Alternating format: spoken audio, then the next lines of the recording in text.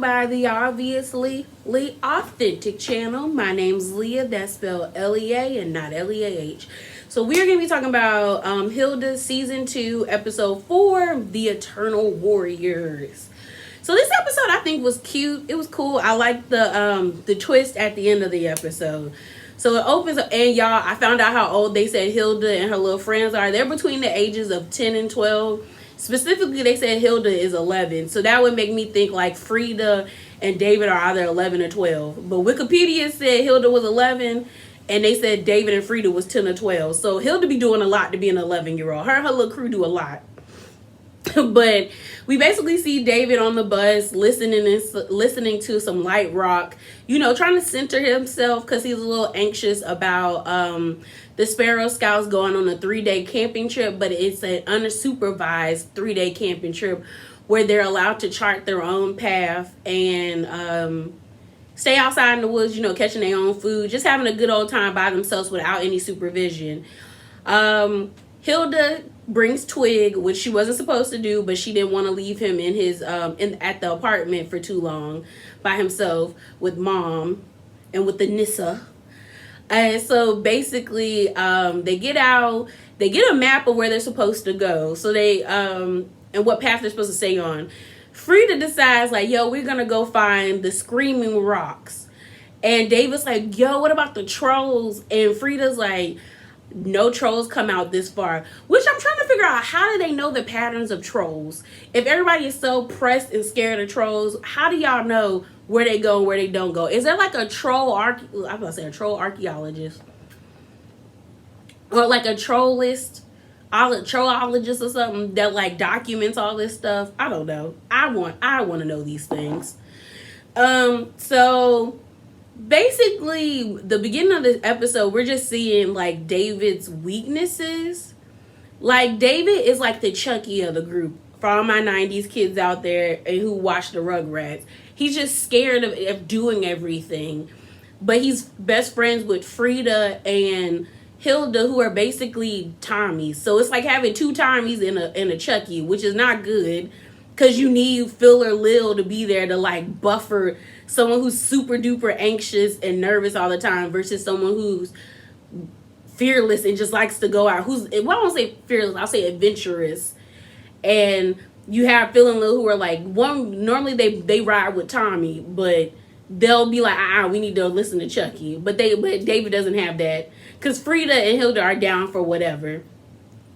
So they were jumping this gorge. It didn't look that big, but David got nervous and was just like, I can't do it. Like, I'm tired. And so they decided to take the long way around before they got to the Screaming Stones, which is why they went off the beaten path of the map that was given to them by their scout leader. And David doesn't want to go as usual, but Frida and Hilda are down. And we switch over to like they make camp, and David's feeling bad because Hilda made a comment like, oh, I thought we would make it to the Screaming Rocks by today. And David was just kind of like, dang, like we didn't get there because of me, because I was too afraid to jump across the gorge in order to take the shortcut.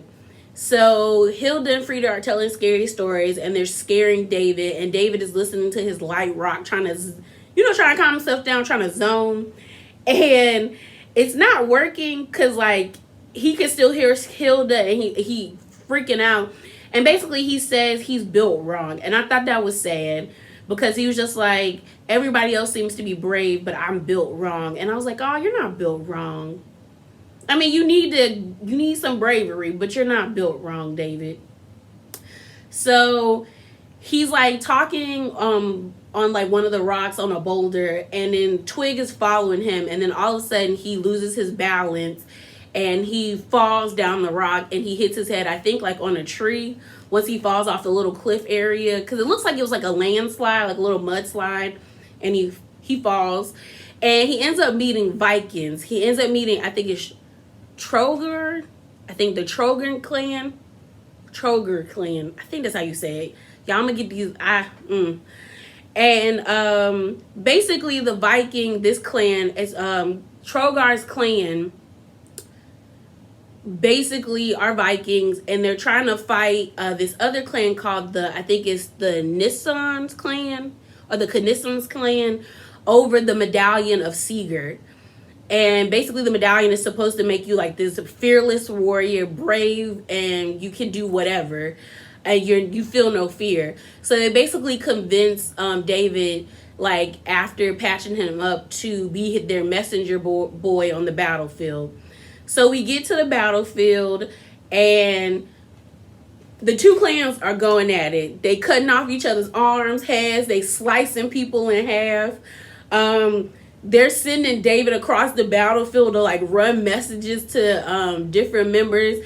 They told David to go to this one member of the clan and be like, come up the right flank. He said, I did.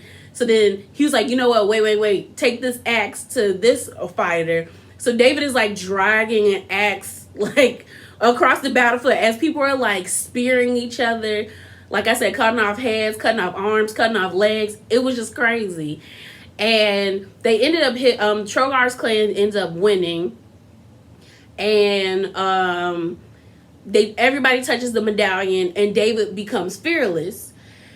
So David becomes fearless. He becomes stupid, and he becomes he just becomes an idiot. Like he becomes like a thick skull, like jock, like a blockhead, where he was doing too much. He was destroying the trees. He ran up on a bear, like an 11-year-old ran up on a bear and scared the bear away. It was just crazy. Hilda, Twig, and Frida are like getting worried about David and getting very suspicious. They actually make it to the Screaming Rocks, and they're like, oh, they're not screaming. And then while they're talking about it, this swamp monster comes up, which he has a cool design. And David's like, oh, I'll fight him. And I was like, you don't know what he can do? Chill out. But they follow the swamp monster, and they basically see him piecing together the Kniss clan, like that lost, like putting their arms back to people who lost their arms, heads back on heads. And then he takes this potion out and he drops like one little drop on them, and it brings them back to life. So David's like, yo, I gotta go tell my boy.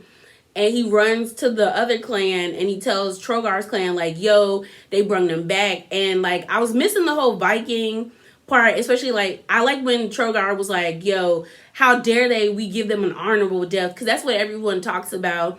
If you've seen the show Vikings, or if you learn about Viking history, is most Vikings want to die on the battlefield so they will be accepted into Valhalla, which is supposed to be the, I think it's called the Valhalla's, I think it's supposed to be like, what's the name? Like the auditorium, or the, I don't want to call it a vestibule. Basically, it's supposed to be like this huge auditorium for warriors where they eat and drink and they're like merry because they had an honorable death on the battlefield. Like that was a part of Nordic mythology and also part of Viking history. So they basically decide to go to war again when they battle. And, you know, David is like, yeah, let's go. Let's fight. I'm down. I'm ready to die for mines. And David ends up getting decapitated. And I'm like, oh my God. So David gets decapitated. Frida and Hilda are freaking out. So is Twig. They run back to the swamp, and they're calling for the swamp monster to see if they could get his potion to bring David back to life. That's the other crazy thing. We end up finding out that these people are legitimately like dying. Like, I thought, like, you know, they weren't gonna say that they were dying, that they were spirits or something, but these people have been fighting for hundreds of years. So basically it's just 100-year-old Viking, like 1,000-year-old Viking clans, two clans living in the woods, fighting a battle every night where they kill each other, and then one side comes back to life, the other side comes back to life. I wonder if they think they're in Valhalla. Because because it seems like we later on find out, well, I talked about that first. So basically Frida and Hilda find the swamp monster. We end up finding out that the swamp monster's name is Sigurd, and the medallion is actually his. And they were like, well, what if they give you back the medallion? And he was like, I don't want that thing. It makes you an idiot. So basically he's saying that being fearless makes you an idiot, which is true, because fear is made for you to protect yourself. Just like if you see something that's hot, you're supposed to feel the heat, so your body makes you aware of it so you don't touch it or go near it. Being fearless sometimes sometimes makes you a dummy. And so basically he was like, he was playing a trick on the Viking clans, making them fight over the medallion for centuries. He doesn't even know how long, but he was like, because they stole my medallion, I'm just going, like, that was his gag on them. And I was with Frida and Hilda when they were like, that's not really a joke, but can we bring my friend back to life? So basically when they get back to the battlefield, the two clans like decimated each other.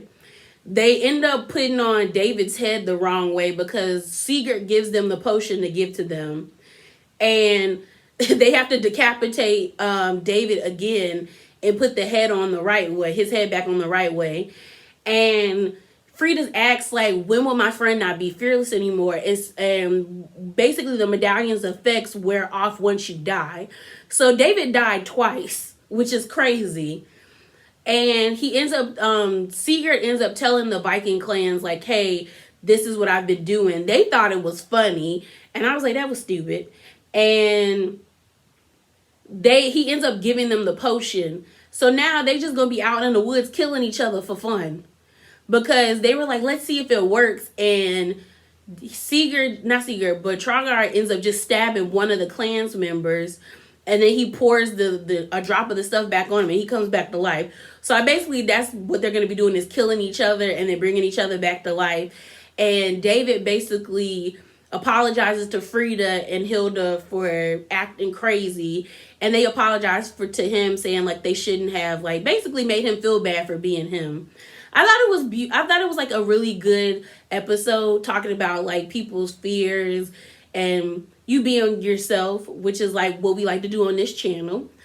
So that's it, and that's all. Like I like to say at every end of the episode, be bravely authentic, because there's no point for you to be anybody else, because you're awesome. Know that. Bye, y'all.